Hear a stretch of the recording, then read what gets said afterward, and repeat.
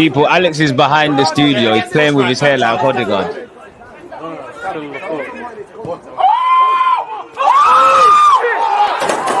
People, deluded, I'm back again. Come on, Ian. Come on.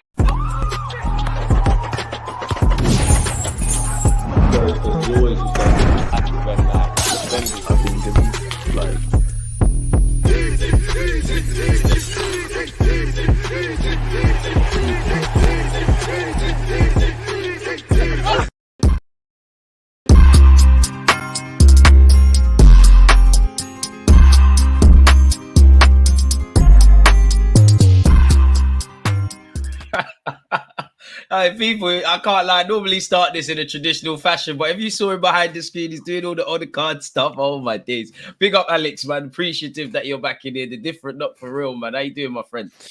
Good morning, sir. Am I fined? Pardon? Am I fined for being late? Yeah, man. I'm fined. Do you know what it is? Because we do stream. I never do streams with anyone else other than you in the morning. And when I was a kid, my mum used to make getting ready in the morning so stressful. And I think as an adult, I've decided that I'm going to be as slow as I can in the mornings. And I'm so sorry. I'm always late in the mornings for everything, not just you, everything in life. I'm so slow. Not a morning person. Oh, man, you need to become a morning person. Don't you hear Mikel Arteta wakes up at 5 a.m. and all of that, man? He meditates. I should. I need to respond.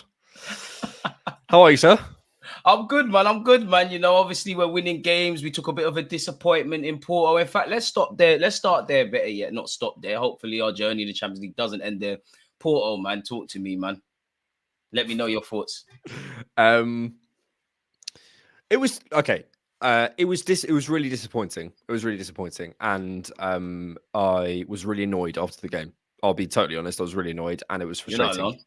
However, I think there's two things, right? There's the fan in me. There's the annoyed fan for losing a game and being upset, and that's annoying. And there's everyone else who can have their reactions, their responses, and it's absolutely fine. And people can think whatever they want, and I'm a big believer, hopefully, and I don't always get it right, in trying not to police other people's feelings about the team. I just express what I think, and if you agree, great. If you don't, then that's fine. We can have a conversation. I'm not going to tell you can't think this, you can't think that. However, if we come to if I'm trying to analyze the game in a different position, if my entire analysis of a game, where all these events, there's a timeline of events that happens, and then something at the end then changes everything that just happened. Changes the narrative. Changes the entire analysis of that. My suggestion would be, not as a fan, my suggestion would be as an analyst, I'm not doing my job properly because one thing has changed an entire emotion series of events. Exactly. So I was frustrated with certain aspects of the game, but I would say 80% of the game was okay. We weren't great, but we were okay. I was frustrated with how we approached the mid block. I was frustrated with our approach in the final third. I didn't think we were aggressive enough. I didn't think we were progressive enough. I think we were a little bit uncourageous at times. But most of the game, we were all right. I think Porto did well. They managed to stop us. I felt as though, the main issue for me was it felt as though we weren't, the likes of most of the players behind the ball, really. The Sakas, the Salibas, Gabriels, Rice, all those sort of players, I didn't feel were trying to get the ball forward quick enough. And when you're facing a mid block, if you don't move the ball quick enough, it's like not disrupting their shape. Yeah. If you watch Sergio Busquets, like really good clips of Sergio Busquets, what he does so well is he's not the quickest. He's not the. But he's always offering an angle, man. He knows how to get into space. Exactly. And what he does is he uses people's momentum against them. So someone will be running to tackle him, and he moves it exactly the right time. Quick little turn, yeah. So you can have that sort of the press that Porto were doing and getting out to us very quickly. Their wide players were working really, really hard to get out wide and stay compact. And once we got sucked over to one side, I didn't think we used the ball quick enough to actually use Porto's momentum against them to get them into one side. And normally we do. Against Newcastle, we did it very well. So it was a number of things. I'm frustrated, but there's a second leg, and it did feel in certain corners of the internet, which is not a very good barometer of actual fan opinion, but it did feel in certain corners of the internet that the world was ending and we'll never win another game. But that's what happens. You go on a good run, your expectations rise. So understandable. I think you said it. You said it there, man. I think you said a lot of points that I agree with. I feel obviously, all that matters in football is the result, because the result doesn't lie, but it doesn't tell the truth always. And we both know Champions League, like any football match, it is all about tactics, but it can come down to those 5 moments. Had that counter attack have come off with Martinelli, it's probably a different narrative. We're saying something completely different. Obviously, I feel we in that moment, we gave the ball away around 3-4 times before they scored. Obviously, whether you could say Raya's positioning, Rice could have got out there, Martinelli. Either way, it's just a catalogue of errors. Away from that, if people just want to blame those players, then I would say back to what you said. That's cool. They have to hold their hands up for that. But for the other 90 minutes of the game, what happened? Personally, I feel no 2 games are different, and we're going to get on to Porto. No 2 games are the same, sorry. But I think Mikel Arteta changed 1-2 things and how he uses his players to really make progressive play. I feel, with the greatest of respect to Kirill, who's finding his form, obviously he hasn't got that guile that Zinchenko has. Kai Havertz makes that 3rd man run. If we're not finding Kai Havertz, he's limited. So in our build-up, we're already playing with around 9 players, in my opinion. And as you said, we're playing a mid-block, very street smart side. I do think the ref, they played on the ref and his, wanted to make it about himself. So I think there was a lot of factors that went against us. But you said it there, like you touched on us not indirectly being courageous enough, not being progressive enough. Why do you think that is? Because Mikel Arteta is bound to have briefed them of what to do, and he's probably not going to be happy about what he saw against Porto. So why do you think that was the case then? Yeah, I'm trying to find Arteta's comments post game. Arteta Porto comments. So because he basically here we go. I'm very disappointed with the way we gave the game away at the end. We dominated the game, but we lacked purpose, especially in the first half. Facts. You need to have much more aggression. You need to break lines to play forward and generate much more threat on that back line. I promise I didn't read this and regurgitate it, but that's basically what I thought. In the second half, there were much better things, and we generated a lot of situations without really creating much from it. We will learn from it. Now it's clear it's halftime. If you want to be in the quarterfinals, you have to beat your opponent. So yeah, as we were saying, like I think that obviously Mikel would have said before the game, we need to go out there, we need to be aggressive, we need to, you get all those messages before. But we have to appreciate this is firstly, a lot of these players' first time in a round of 16, a big European night away. We've been away in Europe and we've been in Europe and whatever, but this is the Champions League. This is the round of 16. We also forget for Porto, I think a lot of their game model, this was a one-off game, right?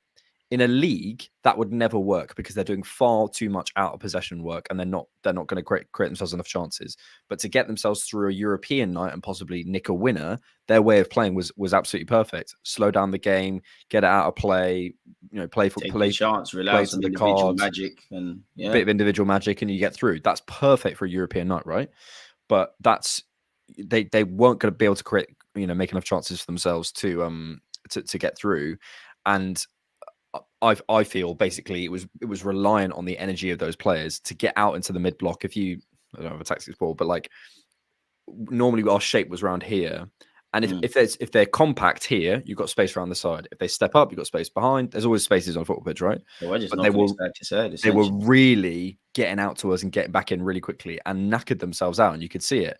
Now in a league, that's not going to work for you every single week because you can't. That's not sustainable every 3-5 days, right?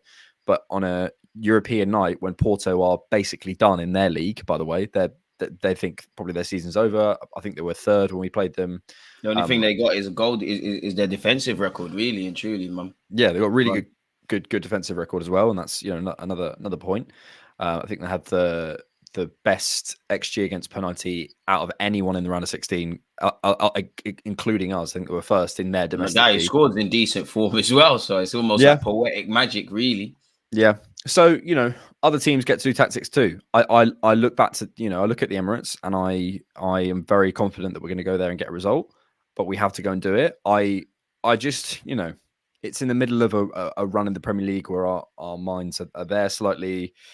You get things wrong. If we get I think fans sometimes get very on their high horse about losing games. And I sort of think, if you go on a run of losing games, or you lose games stupidly or whatever, or you're consistently losing them, that's fair enough. If I asked you before the season, we're going to lose 5, let's say, how many games have we lost so far this season? What? Fulham, Aston Villa, Newcastle. Fulham, Villa, that Porto game. Porto in the Champions League. The Lens game. Lens in the Champions League. Is there another one in the Prem? There could be more. But There could let's be say more let's say still. that's what 5. Let's say 5. Let's say, Yeah, 'cause go I can't for remember. it. Let's say 5. If I said to you by February we'd have lost 5 games, you'd be like, all right. Do you know what I mean? You'd be like, We can move with it really. yeah, Like, you it's not. go, It's if no one wants to lose, it's terrible, but we can move forward with it. Definitely where our club's been. West Ham. yeah, Yeah. West Ham at the Emirates as well. Yeah, you're something right. like that. You're Yeah. right. So Pick up Wenger's agent. if you so if you sat there before the season and said we're going to lose 4, 5, 6 times over the course of the season, you know, and by the end of the season, let's say we've lost 7 times, you probably go, that sounds about right to go and do something in both the Premier League and in the Champions League. If you lose a couple of times in the group stage, a couple of times in the round of 16 quarterfinals, but you get through and you lose a couple of times in the Prem, that happens. So we all know that sort of psychologically, but when we're in it, it's very hard to accept it. Now, that's not me accepting failure. It's not me accepting that we're losing. It's not at all. It's just to Careful, say you know how that it is on social media, man. People are going to take everything out of context. And no. Alex said this. I want to, clip me up. I want us to lose. That's what I'm saying. 100%. No, but if we all sat there realistically and sat with ourselves, we'd say, yeah, we're going to lose some games, but when it happens, we don't like it. Luckily, we're in positions, crucially, in both the Premier League and the Champions League, where we can go on and do something, and that's the most important thing. I mean, and you said it there, man. For me, fundamentally, there's going to be roadblocks. There's going to be bumps and bruises. Life's what you make it. In the end of the day, I do think there is some naiveties we showed in Porto. I won't quite say we haven't got a plan B, because I think when you look at how we exploit set pieces and how Raya distributes the ball, and just we're not a direct side, but we've got that element. It does feel like, I think Mikel Arteta knows this, and we might have to find another way of playing, because I do respect that he's loyal to his principles, but I think sometimes the variables don't fall into place. And yeah, I just think Porto was a bad day at the office. I think it was a mixture of things. I think the ref, the tactics, the way Porto were playing. In fact, one thing that people are saying, and I don't know really where I stand on it, you kind of indirectly touched on it about this is the first time a lot of players have played in this. Now, I always say experience I think experience is overrated, but it can't be overstated, really. How far does that go for you, though? Because I hear it, but you've got Jorginho off the bench, you've got Havertz, you've got a lot of players that are quite seasoned as professional footballers. A lot of these players have played in Europa League in the knockout stages. Then you look at other moments as well. Declan Rice has won the Conference League. Now, I'm not saying that one player is the reason, but how far does that quote unquote excuse go of us not being in this? Because it's still a football match, surely. It's still in a hostile environment, which undoubtedly a lot of them players have played in. I think all of these are supplementary things or secondary factors where we sort of fill in the gaps. Because we don't really know as fans, we don't could be everything, it could be nothing. We don't really know what the problem is. So, and that's a lot of punditry for me where it falls down is I don't pretend to know. I don't know, right? So what I'm saying is here's what I think, and I'm trying to get to the root cause. Take Roy Keane and Man United, right? A lot of his analysis comes down using him as an example when you come for pundits, isn't it? He's the first one. But a lot of his punditry and a lot of the I even hear it in he was on Sticks Football the other day. He was giving advice to Wayne Rooney, and all of his advice was just about getting the right people around him. His mindset is about characters and leaders and whatever, and there's 100% a part of that. But you can't just have characters and leaders. You need expertise. You need the right training, the right nutrition, You need competence. You need competence. You need a tactical model. You need a training plan. You need, all that you need. Boots, kit. You need the humility to know that you don't know everything as well, which is obviously why Mikel Arteta's got a set piece specialist coach, and other clubs have that as well. You're right. Exactly. So football can't just come down to one thing over and over and over again, right? It doesn't. So I think then in the gaps, when maybe there's something that we don't know, or maybe there's something we can't necessarily understand, we always put in experience. We haven't got the mentality, because those things are quite easy to diagnose, and it's also not verifiable. If you say, well, Arsenal bottled it because they haven't got the mentality. There's no way of quantifying. So I can't actually disagree with you because you don't know that really, and I don't know that, but it's a thing in football. So it could have been down to well, it's a lot harder to explain to someone. Well, it's because Rob Holding can't quite play the high lines. So, not just that one thing last season, Rob Holding can't play the high lines. So, we can't step up and squeeze teams in the same way, and we can't force them back and win the second. But that's a lot harder to explain to someone. And then, but that's just mine. And then there will be things beyond both mine and yours understanding that Mikel Arteta knows and the team know that we don't know.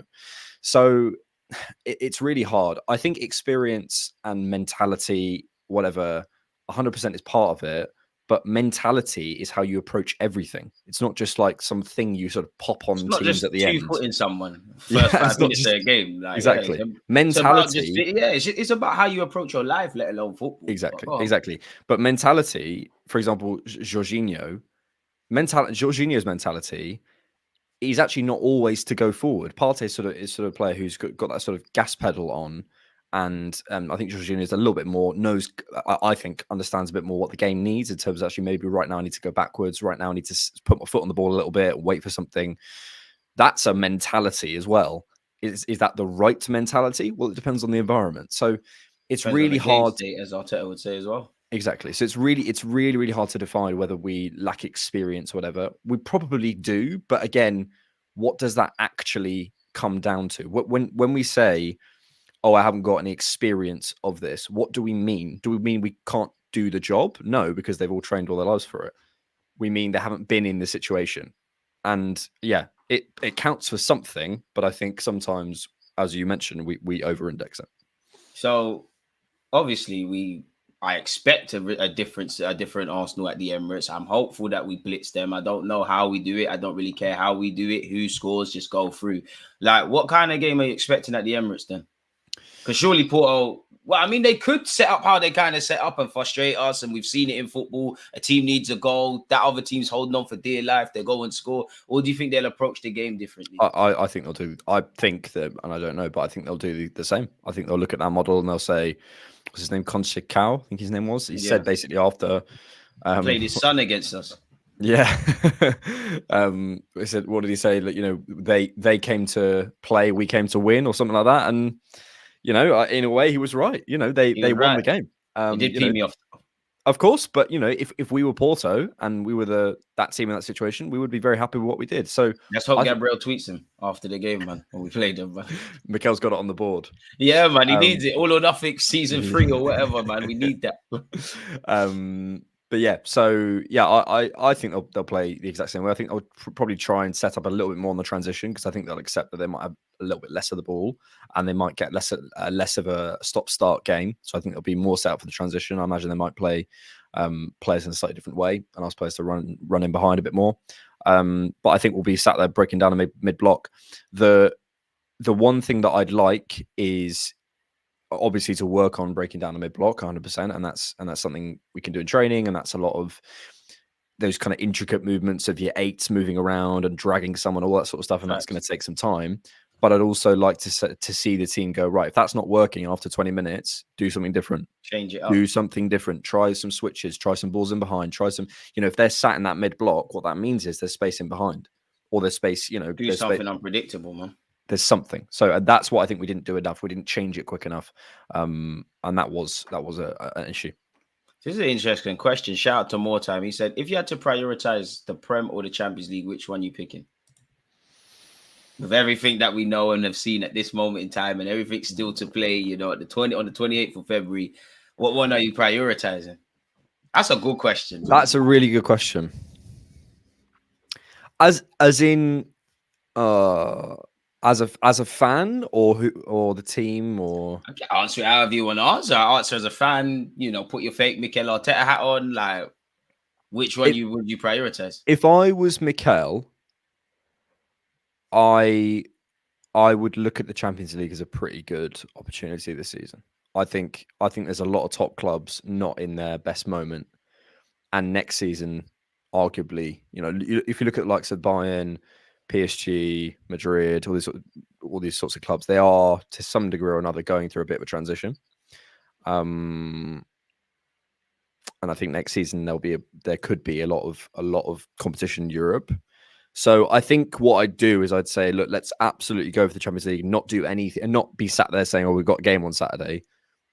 but I don't think we necessarily need to. I think we've got enough space in our calendar to do both. If I have to pick one, I'd love to win the Champions League. Which one do you think we've got more of a chance of winning? I think we've got a bigger chance to win the Champions League. I've seen your video. That's why I'm asking. I think You must have got a lot of trolls on that video as well, but it's all engagement. So who cares, man?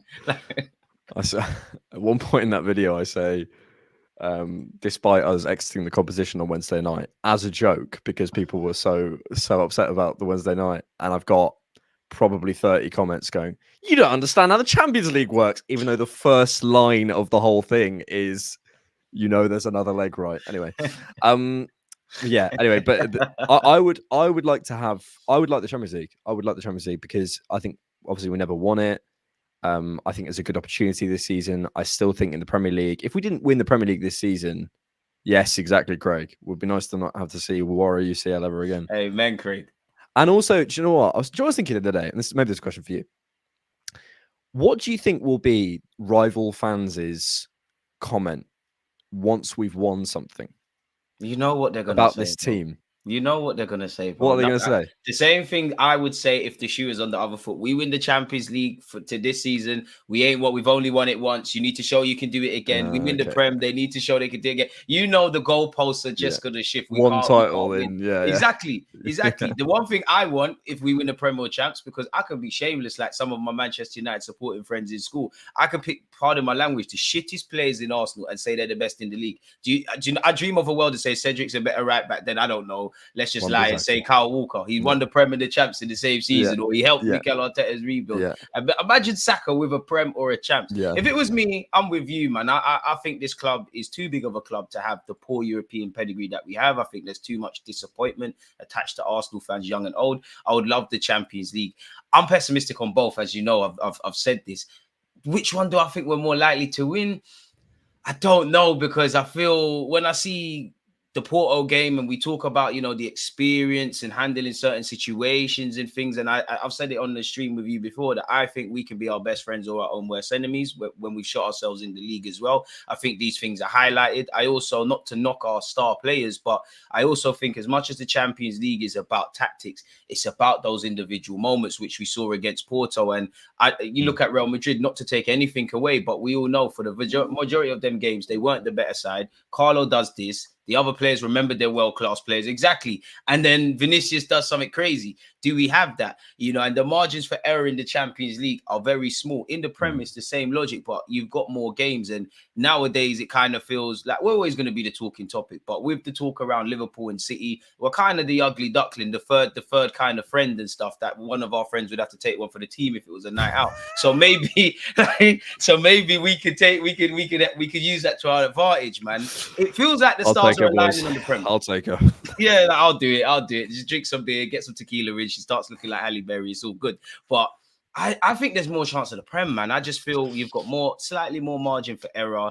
I think when you look at Liverpool's injuries, I'm not saying they're going to fall away, but their injuries might harm them. City are getting it done, but City don't look great. Maybe, the pain of how we messed it up last year, the pain of pre-Dubai, that could help us. So I think we're more likely to win the Prem personally, but I would rather win the Champs. I think the point you made about individuals in the Champions League is a good one. I think because, do we have those individuals? This is it. I just look at, I think with the Champions League, if I sent you this on WhatsApp, could we get it on the stream? Well, hang on. Send it to myself. Sorry to take over the stream, but this is why you're here. Have you done this? The sort of, have you had a look at the sort of the fixtures as they are? Just send it to you on WhatsApp. Let me send this to myself. Because I look at those fixtures and we hope we can try and get them on the screen. And I just think there's so much football to be played in the Premier League. So much, bro. And so many things there's so many variables. And in the Champions League, we could technically be 5 games from the final. And I think there's only 2 teams that if I come up against them in the semis or the quarters, I go over 2 legs. I don't think we can beat them. 2 day.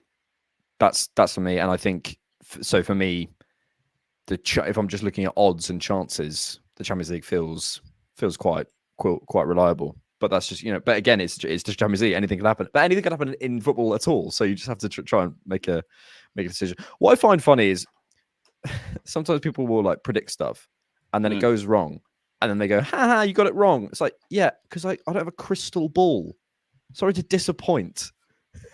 Like, no one does. Do you We're know just making predictions. That's one thing that jars football. me It's about fun. football, bro. It jars me. You're not allowed to. You're not allowed to change your opinion. You're not allowed to be presented with new info. Kind of what you said about how with your video. One thing that annoys me about making content is I always say I'm a bit like you in that I always say I don't know. I'm always open to change, and I always say I don't tell you what to think, just think.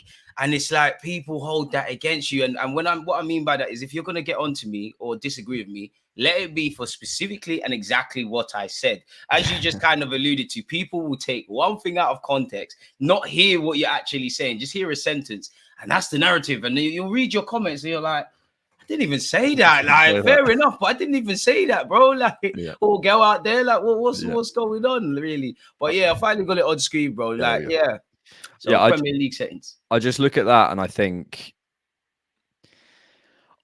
look, if you go through our fixtures, so we've obviously had the Newcastle game, Sheffield away, Brentford at home, Chelsea at home, City away. I just think at some point in that run, we're not going to win them all.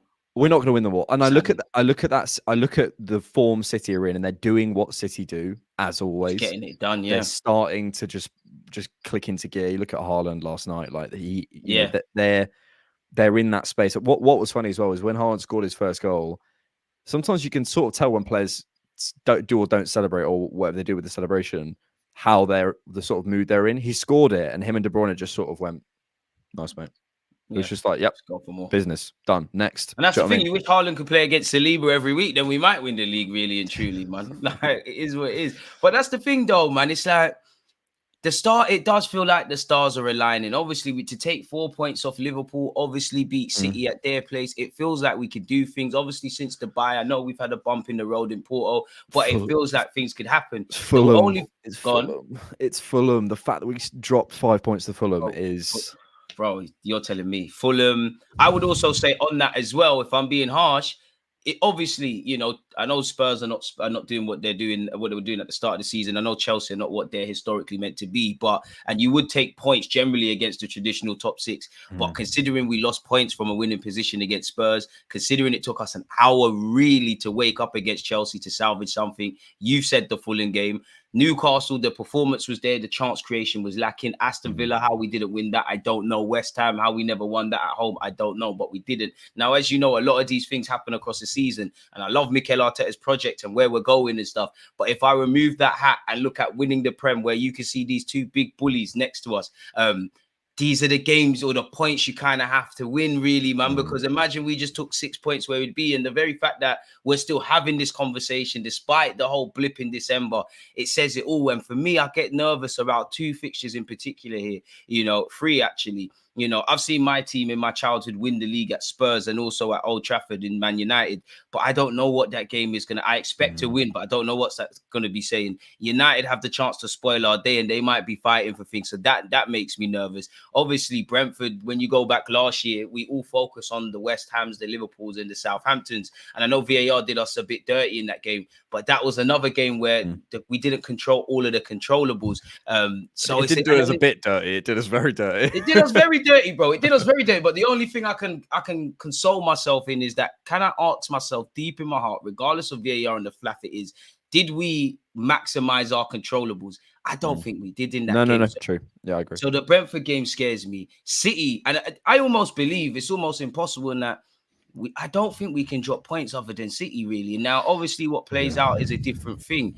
And obviously, City and Liverpool have to play each other. I look at that. I look at City's bunch there from United to Villa at home, and they're going to drop some points. I hope so. Now that you said that, they're not, but I hope so. Yeah, now said that they won't. But surely, out of United at home, Liverpool away, Brighton away, us and Villa at home, they got to drop some points. And the Champions League clustered somewhere around this as well. Exactly. And I think if City drops some points there, which we can be part of, I'm willing to talk about us in the title. But If they don't, the moment that happens, if they get through, let's say, if they get to Brighton away and then they beat us, they've won the title. Once City get into a canter, if they get through those fixtures, that really for me is the crux of it. I think we'll probably win most of our fixtures and drop a couple points whereas I think Liverpool, I don't know, but City, I think it's really dependent on that cluster of fixtures. I think with Liverpool, I think the whole race is dependent on that. It's still, and the thing is, it's still open, and I am happy to still be in the race, but I am getting to that stage where I want to win stuff, and we've spoken about that before. I think the only things that harm Liverpool, obviously for what Liverpool have done, and Klopp's leaving and all that togetherness stuff, they're dying with injuries really, and they're still in the FA Cup, they're still in the Europa, which respectfully to the Europa, I guess they can rotate players. City and us at this moment, we're still in and amongst the Champions League, and as Mikel Arteta said, we've got one of the finished squads, man. Like we've been ticking over. If I remove the romance and the praise I have for, what we've done post Dubai in the last 3-4 Premier League games in particular, and not to knock anything, the way West Ham's form are, a title-winning side should be getting 3 points there. Burnley, we should be getting 3 points there. Newcastle's form's terrible. Regardless of who's starting, we should be. Not to take anything away from the players that have got their act together and the players that have come in. But in this running, and Mikel Arteta has said, we've got the finished squad. Around April, March, you need your strongest team. This is where it would make me a lot happier if we start to see and I don't really believe it, but the Thomas Partey's, the Gabriel Jesus, the Zinchenko's, the Timbers, the Tomiyasu, well, respectfully to Timber, he's got a massive injury. But that's the thing, is that I don't know. I like the system, what we're doing, but in terms of the rebuild, but if we're looking at title contenders, have we built our squad on the strongest of foundations? Have we controlled every controllable? Have we maximized everything on and off the field? I like where we're going. I think we have a good run at it, but it's a big ask, man. And again, we're getting to that stage now where, you hope Everton are safe by the last day of the season if the title did go down, because they got nothing to play for. United are still fighting for Champions League football. And as you know, this is the time now where you start to see some shock results. Like Sheffield United are probably going down, and whatnot. And I'm not saying it's going to happen to us. I hope not. But this is the time of the season where you might see Sheffield United beat Arsenal, or I don't think City are playing them. But for example, you might see Fulham beat them and stuff like that. So that's why we just need to keep going, man. Really, the Sheffield and Luton games feel like the ones where it's like last season, Forest away. It's like the game where, you know what I mean, like those sorts of games. I will say on the injuries, I think firstly, I understand fans are still frustrated with the injuries this season again. Firstly, I would, and as Batman himself is saying there, but if we look at Liverpool, Joel Matip, Jota, Trent, Alisson, Bajcetic, Jones, Darwin Núñez, Salah, Endo, Szoboszlai, and Thiago are all supposedly having issues. Grealish is out, Gvardiol's out, so we're not the only team with injuries. And if you look at it, Vieira's was on the bench against Newcastle. Porto as well. Of course, and Porto. I think Jesus was there as well. Jesus was there. Supposedly Zinchenko's coach. So we've got a lot of players due to return in the next few weeks. Hopefully they stay fit though, bro, man. That's the thing. Hopefully they stay fit. However, the feeling of frustration I get around, we've had a lot of injuries again this season. But if we look at who's actually been injured out of the signings that we've done in the last couple of windows, right, let's go back to January last year. Jorginho's been available the whole time. Kivior's been available. Oh, has he though? Because Arteta said he's been picking up knocks and he has been in and out of the team. Well, but more than most people. Trossard's been available the whole time. Rice has been available the whole time. Havertz has been available the whole time. Rye's been available the whole time. Facts. Timber's the only one, but that was an impact. That's an anomaly, man. It's a mad injury. That's an impact injury, right? So, in terms of the players that we're now, and then I think if you went back to the summer of 2022, that's the last time we were signing. We were making banks on talent, and less so on, and that's a real blunder. But the last two, if we're looking at it injury wise, but the last two windows we have been signing very, very reliable players, durable players. This is what we need. Durable players. So I think that has been a bit of a switch, and obviously there's luck involved and so on and so forth.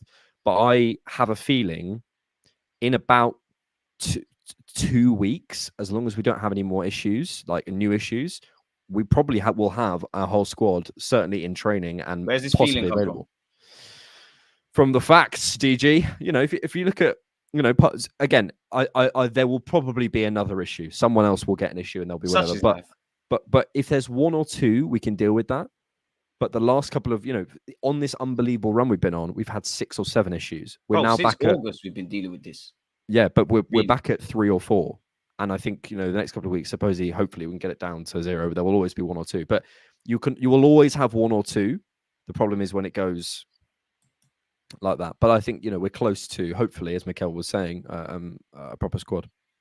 On the topic of Jorginho, what are you saying for him? Because I think we and you kind of see football the same way. We probably wish Jorginho was a bit younger, just a bit more mobile and athletic, because I feel Jorginho, when it comes to the chess matches, like Eddie Howe versus Arteta, Pep versus Arteta, Klopp versus Arteta, the kind of managerial duels, I think they're the games for Jorginho, and he thrives in them, as you've seen. I think when the games are a bit open to a degree, the North London derby, the first half against Chelsea, I think there is issues. But do you think Jorginho should be the first choice man next to Declan Rice now? Because is there a coincidence that, Kai Havertz is free to roam up front, Jorginho's conducting, Declan Rice has gone to the left, and you've seen, obviously they've done it off their own back, but a more positive performance from Martinelli needs to do more, and Kirill even in an attacking sense. And obviously Saka now has that partnership with Odegaard. Odegaard does still drop deep, but he's further up the field. So is Jorginho kind of the pin for us in that midfield?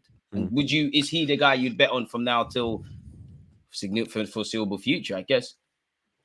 I think it depends what you're trying to do in the game. What I'd love is to have everyone available, and then you can choose depending on the game. I think for games where we are really trying to dictate the middle, I think Jorginho is brilliant alongside Declan Rice. I think if you had Jorginho with, let's say, Smith Rowe and Odegaard, you'd see his flaws a lot more. In trouble there, yeah. But Rice really counterbalances what Jorginho can't do. It's a great partnership. Understands when to drop into the pocket, when to be on transition control, when to step forward and protect Jorginho a little bit more. Then it means Jorginho can really play his game. And you see when it's not only it's the choice of pass that he has, and it's the range of passing and the variety of passes he has. He has those simple metronomic 1-2s, but he also has those balls over the top. He has those line breakers, but he also has for Havertz, yeah. Or he has those, balls out to the wide areas. He is the hub of our team when he can be. He just needs someone alongside him. I think and then it's the question of, okay, well, today we want Rice a little bit higher so he can step in and help on the counter press. There's going to be games where we're going to have a bit more space. They're not going to have much of the ball. We probably don't need Rice there. We can drop Jorginho out and do something different. But I think I was talking about this yesterday. Having profiles on the team that you don't have, what we need to do this summer, in my opinion, is fill in all the gaps in profiles in our squad. So at the moment, number 9, we don't have a line leading centre forward number 9 who can move centre backs in a different way, run the channels, be physical, be aggressive, get your head on it, like someone you could cross to, something like that. I don't think we have at the moment, although that could be arguably something to develop in the team in someone else, but I don't think we have an overlapping fullback, which I would quite like specifically on the left hand side. And I think there's probably a more dribbly centre back, although I'm waiting to see on Timber and see how he recovers. So there's a couple of gaps in what we're doing. In the midfield, we currently have a perfect blend, in my opinion. We have the physicality and aggression and ability to intercept and tackle in Rice, plus his passing range and so on. We have someone who is a gas pedal in Thomas Partey, who's just progressive passing, can evade the pressure of a team. Who's Thomas Partey? I've never seen him play for Arsenal. He was this myth, this guy. We have Kai Havertz, who's a bit more sort of connective and maybe floats out to wide areas and is a bit more sort of tackles and interceptions. Then we have Jorginho, who's a bit more of a sort of a dictator, a bit more metronomic, bit more sort of maybe calms the game down a little bit more, can evade pressure as well. So we've got a nice blend, and then it depends what you want to do. So I think Jorginho is really brilliant. The problem is, he only starts for me if Rice is in the 8. Yeah. I don't start him if Rice isn't playing. It's like you said, it's all about partnerships and complementing. And I think people only can only kind of understand what, you know, we've been saying on YouTube and what other people are saying and what Arteta is saying about you need your players, you need a squad. There's different heroes and protagonists and all of these things over a lot of the season. Like, we're here sitting in February. If we go back to December, to November, to September, to August, the things we said we needed in our squad, the players who were in form and the ones who weren't, the ones who were on the bench whose time was numbered, you can see how things have played out, really. So I agree. I mean, I still think we need at least, I only think we'll sign one central mid. If it was up to me, we find two. We find a six that can rest Declan Rice, not that he needs it if required, really. I think we need to replace that Xhaka profile as much as Havertz is playing in there. I think that's required. I think everybody would like another winger, maybe with a bit of explosive pace. I know Martinelli is probably the closest thing we'll say to that. I know Jesus could go out wide if we get a striker, but I think where you look at our failed pursuits of Mudryk, Rafinha and Pedro Neto, I think Arteta, if there's a deal to be done, he's earmarked that. And I agree with you about a striker, and we probably just need to be looking at a backup goalie. We both know probably Ramsdale's days are numbered. And I would like a Timber, Tomiyasu, versatile kind of fullback for Arteta to do his mad scientist things with. And then it's like what you said, just plugging in the gaps, filling in the gaps, finding different profiles and being over prepared, really. Like I always compare Arsenal's squad depth to winter time. It's like sometimes we look at the weather, we see that the weather could drop a bit, but we're going out in a jacket and we're quite hopeful that the weather doesn't drop. Now, if it drops, you know yourself, you're cold. I want us to be over prepared. Have a puffer, have several hoodies, and then if anything, just pull them out. Have a snood, have a scarf. Have a snood, have some gloves, have gloves for the gloves, have them fancy gloves where they got the fingertips where you can still use your smartphone. I want us to have that. Now, I know you can never have too much depth. As you said, people get injured, and you know, balance is something that we always throw around, and I know it's easier said than done, but I think that's what we need, because I do like the fact of, as I said, since August, we've really been dealing with injuries, some months more exaggerated than others, and been ticking over. But I want to get past this, you know, when Partey is back, or, you know, our key players in Thomas Partey, Zinchenko, Jesus, these players being injured and the knock-on effect it has. Because while I like the romance of that, you know, the squad has come in together since Dubai, we've been doing our job, especially these last 3 games.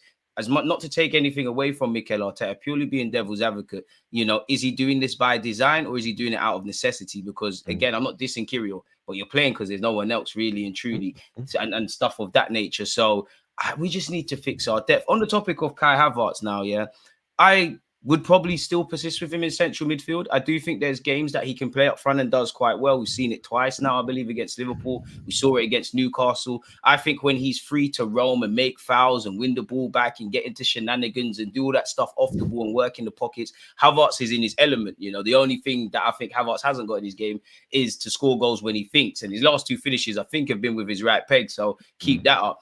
Do you think he's our first choice striker? And would you say he's a better option than Gabriel Jesus? I guess without trying to use recency bias. Well, right now, I wouldn't bring Jesus back into the team because it's working. So, you know, but again, half an hour of football can change that. Do you know what I mean? We're clamoring for Jesus back. So, you know, next game, if Jesus is available, I'd still start Havertz at number 9. I think I've always said this about Havertz at 9. I think it gives him a very clear role. He has more standout moments there as well, really. Yes, which helps with the perception, but I think it gives him a clearer role. Right, I need to run it behind. Right, I need to float out wide when Saka and Martinelli want to come inside. Right, I can drop deep a little bit, but I can always return there. And he's almost not tasked with any kind of on-ball stuff. When he's asked to do stuff on the ball, I still think he's a little bit conservative. He wants to just play it simple and short. He wants to just get out his feet very quickly, whatever. Feels like there's something missing there, that he's a reluctance to try things at times. To try something, Go back to the Fulham game at the Emirates, like you said. To carry some, you know, like you think about that moment against PSV where he's basically clean on goal and he just wants to cut back. So I don't know if that's confidence. I don't know what it is, but I think as a 9, I think he sees his role a lot easier, and he goes right. More clarity in what he's doing. Exactly. He goes right. Okay, I've got a moment here where I can stay on the last line and create some space for someone, or I can be a wall pass, or I can just get on. You know, Martinelli, the moment against Newcastle, right? He's over there. Martinelli doesn't even need to look. He knows someone's going to be attacking the 6-yard box because that's the role of the Arsenal striker. It's very simple. The midfielder, firstly, changes every week depending on the role and what Arteta wants, and second, I think when he's doing it, I don't think he feels as confident in his exactly what his role is, and almost bringing his kind of on-ball personality to what we need. I think you're bang on the money there with Havertz, man. Like, would you say it's a difficult one? But obviously, everybody at the start of the season, not that they've forgotten, but you knew Kai Havertz, 65 million, blah blah blah. It's kind of gone a bit quiet. Like, would you say he's still a flop? Would you say he's convinced? Would you say the jury's still out? And also, would you say, like, again, I'm being a bit recency biasy, but you look at Kovacic, who's obviously a fantastic player, he's at City, but he's hardly making any noise. Mason Mount, it's fair to say he's currently a flop. Could you argue Arsenal got the better deal there with Kai Havertz then? Look, I don't think it was. Do I think there was no better spend than Kai Havertz for £65 million? No. You'd be a fool to suggest otherwise. You're right. Yeah. There was probably a better deal on the market. However, do we have that profile in our team other than Havertz? No. It's quite a unique profile. Has it taken us up a level in certain points of this season? I think it has. Has he contributed at certain points of the season? I think he has. But I just think someone who, and this isn't, this is not only a fan thing, because I think sometimes, fans go, who is this guy? Who is this player? But also a player who really, it feels like he's sort of going through a bit of an identity crisis. And I think he's a unicorn. He is a unicorn, but I think he might be someone who really thrives when he's put next to someone who has a bit more of a personality. If you look at like Salah and Trent or De Bruyne and Haaland, right? They have that sort of inevitability, but they're like that. Haaland only scores 5 goals yesterday because De Bruyne can find him with these unbelievable line breakers, right? So those are both brilliant individual talents, but their skill comes from being together, and that's the beauty of football. And the relationships. And I think Havertz, when he's next to, let's say, an Osman, I think could become that personality, that force of personality could allow him to sort of mold himself around it to become, if you look at the greats, you look at, Ronaldo or whatever, you look at, the greats of the Premier League, or Lampard arriving late in the box, or Gerrard, long range screamers, whatever. There's an on ball and a persona around them. If you asked what's Havertz's best quality to a to a Liverpool fan, they'd go, nah. But I think we need to see something, and I think it might come from associative play. It might come from being around someone else who brings out the best in you, and then everyone goes, oh, De Bruyne is brilliant at those whipped balls from the half spaces. Well, he's only doing those because there's someone there. Lampard is brilliant at arriving late in the box. Well, he's only doing that because Drogba has created the space for him to arrive into. So everything is linked, and I think when he gets a proper number 9, we might see more of his personality on the ball, I think. So what position is Kai Havertz? Like, do we stop trying to shoehorn him, or is it a thing where we accept that you're a unicorn? You'll play in central midfield at times, and maybe you'll do better than worse. You have your standout moments up front. You play everywhere. You're essentially a jack of all trades, master of none, but it's better to be that than have nothing to use it. Do we just accept him for that then? Because I am now going towards that, and that you're just Mikel Arteta's not secret weapon, but you're just someone for the mad scientist to kind of flirt with. And when it works, it's great, really. I don't expect to see Havertz ever being the most clinical footballer. So I think, that I don't think his long-term future is up front. I think you have your time there and you'll do your thing and whatnot. But yeah, I don't know, man. What's your thoughts, man? I think we're moving into an era of football where we used to, pick our starting 11, and starting 11 kind of picked itself. Yeah. But I think as competition kind of grew, and as football ideas became more and more complicated, and more everyone understands football to a different degree, whether you think that's better or worse, I think you have to start looking for different ways of around things. And I think when you have to start looking at role, not position. And I look at Havertz's role and I say, maybe he starts in our heads as a 9, or he starts in our heads as a central midfielder. But actually what he's doing is largely the same. It's the same. Still dropping into midfield. He's still in and around positions, still making those runs. Just maybe a 9. He's doing a little. He's standing in slightly different positions in the mid block when we're out of possession, and as the 9, he's maybe making more runs in behind. But actually, he's doing similar things. So putting players in the role that best suits them is, for me, the most important thing, rather than necessarily worrying about their position. Exactly. So, and if you ask, what's that whole thing? Is, if you ask a fish to climb a tree, it'll spend its whole life thinking it's stupid. You have to put someone in a position where Right. they're going to thrive. And that's good management in any situation. So, yeah, I think with Havertz, I don't worry about his position too much. I think he's in the 11, and then you go, right, okay, today we need you to be winning those physical duels against Newcastle, or we need you running in behind as the 9, or we need you playing off a number 9, or we need you to be a target man on the left-hand side because their right back's weak, and we're going to play long balls to you. So that it's a ability in the 11 to do whatever. But yeah, I don't personally. I know people will, but I don't personally worry too much about what his position is. Obviously, we know that you need a squad and you can't have a fixated 11. But kind of going back to what we spoke about filling in the gaps and the profiles. If in your image, without getting into names of players you want and stuff, but if Arsenal had that perfect partner for Rice, the back 5 is sorted. We've got that striker, whatever your heart desires, Saka and whoever on the left hand side, and obviously, as I said, Martinelli is probably on the left, or you got whatever you want over there, and we've got our first 11 in our image, right? Is Kai Havertz in your strongest 11? Because we know he can contribute in the squad, but is he in your strongest 11? Is he even in your strongest 11 with everybody fit now at the moment? With everyone fit right now, today, next game, yes. But that doesn't mean Partey's not in my strength because, it's working. We've won. We've scored 25 goals in the last 6 games, so something's working. I would say it would depend on what the 9 is doing. It depends. It depends on who the 9 is. It depends on who the DM is. It depends on who his midfield partner is. It depends which side Ødegaard's on. It does depend. I'm sorry to not do a sort of definitive starting 11. He's 100% in my starting 15, 16, 17. Yeah, he's in the squad. He's utilized throughout the games. He will get game time. I think let's do a scenario where I think he could be perfect for us. Rice in the 6, Ødegaard left 8, Havertz right 8, playing off a backboard centre forward like Victor Osimhen. I think he would absolutely, as the kids say, cook in that position.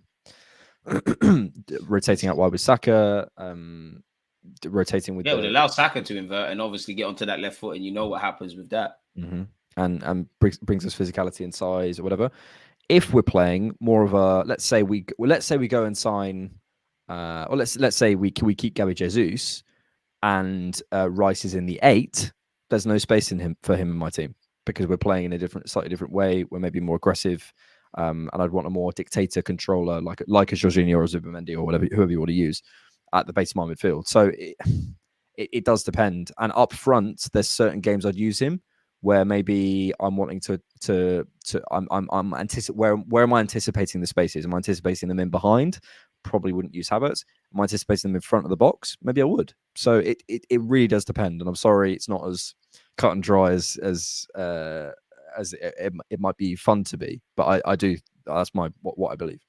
Nah, that's fair, man. Keep your questions coming, folks, man. Before I let Alex get out of here, let's get into some questions. Question for both of you. With Ben White doing the inverting and Kirill doing the defending, would you bring back Tierney into the 11? Because pound for pound, he's our best left back. I love Tierney, but I just feel you would be part of the squad. I must admit, as much as I love Tierney and his old-fashionedness and he's the Flying Scotsman, I know he's a better defender than Zinchenko. And I was kind of scared when Zinchenko came in for Tierney. But once I got a whiff of what an inverted fullback looks like, I can't really go back. I think, with Tomiyasu again, him not being fit is another question. But I think with Tomiyasu, with Timber, with Zinchenko there, and actually with Kirill continuing to develop, let's see where it goes. I wouldn't bring back Tierney. I'd love him in the squad. I think there's been times, he can come and close out games, but I don't think Tierney would be accepting on the kind of squad role that Mikel Arteta has for him and what I see in hindsight now. But there, there's been times where I've said, Tierney, I would love you at Anfield. I'd have loved you at West Ham away, etc., etc. But I wouldn't bring back Tierney. I just think it's time to accept he's gone, innit? I'd love for him to be part of the squad, but yeah, where are you at with that? I think the next stage for Arsenal is varying what side the inversion happens on. Exactly. And being able to do that in game, depending on how they're pressing. Tomiyasu and Timber, or Timber and Benjamin White, bro. You got a lot there, man. Exactly. So you could have either side essentially, and so I don't think Tierney offers us that flexibility. He's a brilliant. I think what that guy said was he's our best fullback. What I think he is if when he's fit, he's probably our best overlapping fullback profile. Absolutely. We don't do that no more. But we don't do that. So it's maybe kind if a target man comes in fair, but we don't do that. Yeah. So I would like someone who can go on the outside, but that doesn't mean they have to be a specialist and someone who's got a good delivery like Ben White. I think we could see that from Kivior. I'm interested to see that from Timber. I don't know yet, but I just think with Tierney, I love the player. Before we get to any of the injury stuff, I just think he's not the right profile. It's not personal at all. It's just not right. The game develops. The game changes, man. Arteta's game is unfortunately for Ramsdale. Looks like it's left him. Tierney, it left him. It's a bit different, but it left Aubameyang. It's left several players, and ultimately, unfortunately, the game's always developing. And I always say, as much as I like our club and I clearly like the players. The better we get and the way we're trying to go, difficult decisions have to be made. Not everybody can come on this journey. Now, there'll be times, of course, Mikel Arteta gets it wrong. But the players who helped us get back into the top four might not be the ones to sustain a title challenge. The ones that helped us fight for a title might be not the ones to help us win it. The players one day where we win a Premier Champs might not be enough to help us retain it. You look at Pep Guardiola, like for the vast majority, he's been achieving stuff without a striker, with inverted fullbacks and stuff. He's obviously gone around his squad when they won the treble and got stronger 1v1 defenders all over the pitch. And for whatever reason, and again, City have always scored goals. I know Haaland's an anomaly because no one's turning him down if he could get it done. You've brought in Haaland. Now, I'm sure there's many difficult decisions Pep's had to make, and that's just unfortunately the nature of the business. Are you bringing Trossard back in for Sheffield as well? Possibly. I'll do it for Martinelli if anything. Possibly. Yeah, I don't know. Maybe. I think on the Pep thing, by the way, he literally name-checked Saka and Martinelli and said, there's certain wingers in this league that I have to do certain things against. So, the league changes. So look at, Tim with Tierney, he's going to have a great career, I hope. But it just won't be Arsenal. There you have it, man. Off topic, but if you both had to pick an Arsenal five-a-side team of the last 10 years, who would you pick? Can't pick the same players. Ooh. I'll let my guests go first then, because it makes it more difficult for me. Well, let's do one pick each. All right, cool. Goalie. Five-a-side, I'm going David Raya. Five-a-side. Same, right? Yeah. We can't have the same players. We can't have the same players. Oh, damn it. I said it first. That's your business. I said Raya first. You change it, bro. Ramsdale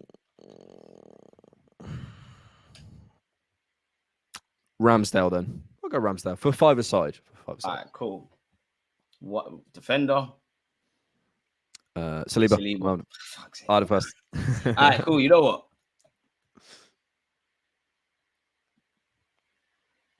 Gabriel. I was gonna say Monreal actually, but Gabriel. Nice. Depends. I'll probably go for two midfielders. So I'm gonna go for. He's gonna steal my guys. I'm gonna go. I think Ozil would be unbelievable in a five-a-side. Again, this is five-a-side, not 11-a-side. Yeah, five-a-side. I'd go Ozil. Last 10 years.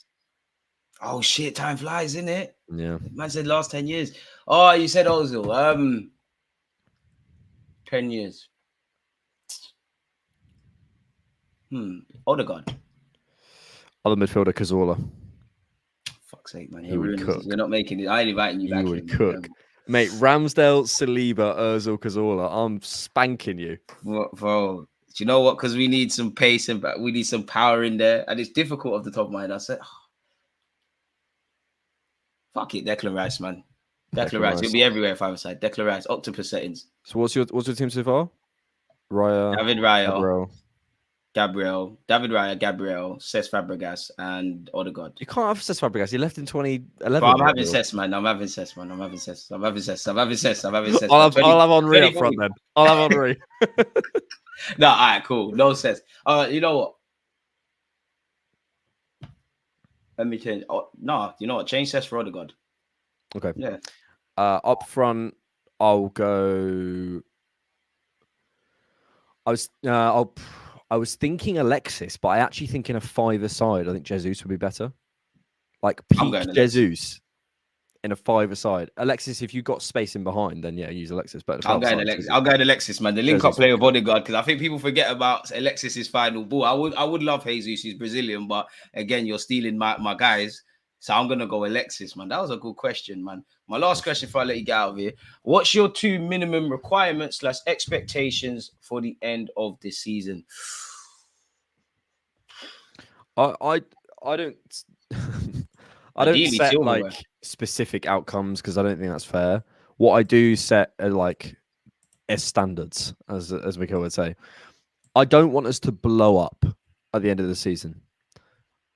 I always say in the Champions League, I want us to give a good account of ourselves in the Champions League. Enjoy the Champions League, as Edu said as well. And I said, enjoy it. And I said, a good account of ourselves could mean winning it, but a good account of ourselves could also mean a quarter-final exit to a brilliant Man City. That can happen to a team that comes out and what can you do if Erling Haaland's running at you?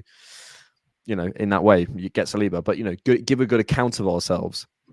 Let it be fine margins as to why we don't achieve what we'd like to achieve. Yeah, exactly. So, and then the Premier League, again, I think the one thing I'd love not to do is to tail off and blow up, because it feels like we do that every single season. I want us to finish strongly mentally. We may not win it. I don't think we will, but don't us lose it. That's what I want. I want Man City to have to win it properly. Let it be because of their quality. I agree. Because of their quality, not because we threw it back in our faces. That's what I want. Whether we win or lose, fine. But the one thing I don't want is another season where a couple of injuries and we just absolutely, games like Nottingham Forest and Brighton at home where we just absolutely fall apart. I'm with Alex with that, man. Like, there's literally nothing else. Of course, if you was to ask me the easy way, I would love a Prem or a Champs or both or etc. But I would say the main thing is, with me, not necessarily the most optimistic that we're going to win the Champs. And I believe the Prem, to a degree, is out of our hands. We're reliant on people to drop points. We're kind of at where we're at. We're going to have to go in the summer and revitalize and see where that actually went wrong and right and go again next year. So I would say trophies. But I would say the main thing is what you're saying, innit? Just keep beating the teams you're supposed to win. Keep showing up in the big games, actually. Keep developing. And ultimately run it down to the last end of the season. Let it be now, if worst case, but best case scenario, let it be that I'm sitting here in May, we're second, third, we ain't won the Prem or whatever. I'm saying, okay, cool. The December period is where it went wrong. Our inability to score goals at that time, that's where it happened. Don't let it be, because the last 2 years we've fallen off at the end of the season. Don't let it be we've had our little blip now, and then, like you said, we're running out of steam. So that's all I would say, man. Really. There's someone in the chat, Stu Muck, who says Arsenal need to be established once Klopp and Pep both leave. Though. Yeah, like that's the thing, and I think this is another thing. This is frustrating because we've been here for 4 years with Arteta, and I get it, but we're also about to enter a period where 2 of the top 5 managers probably ever in the Prem are about to leave. So just be patient. We're like, they might get the charges as well. Maybe, and might get the charges, and maybe things don't work out this season. But if we're patient, this team, especially with the age it is, will explode over the next 5 years, and that's what the exciting part is for me. I'm with you with that. I would say though, as much as I'm fond of Arteta and what he's doing, I would say next year from the off. Now the expectations about, I'm not going to say champs per se, but you probably have to win the Prem. Or I'm not saying you should be sacked if you don't win the Prem, but next season's the first one when I'm saying no more nonsense. Yeah. Serious challenges, yeah. That's where we're going. Yeah, that's everything is geared towards that. There's no underdog stuff. There's no this. There's no that. A lot of the things me and you have been talking about for the last 2 years, we're not speaking about. We've addressed the squad. We're even better at coping with injuries, etc., etc. And I think it's as simple as that. Let people know content to come out, man. Just put something out yesterday. The different guys. So good guys. Guys aren't that impression. That's Pep. Apologies. Yeah. I look at. Sorry to cut you, but I see you put up a video the other day as well with Roy Keane. You imitating Roy Keane, man. You need to start doing impersonating gigs, bro. I don't really know how to, because I've got a Roy Keane, but I don't really know where to put it. I don't really know what to do. But yeah, yeah, different knock. I've just put out a video about basically 3 things. So I looked at the counter press, our attacking patterns, and our set pieces, and sort of broke this down. Tried to explain those. I'm going to try and put. I want to put like a video out about like predictions, because I've got a few. One of them is about the inversion side. One of them is about the future of Jesus and Zinchenko, who I think won't be here next year. Have you got any big Arsenal predictions that I could nick off you?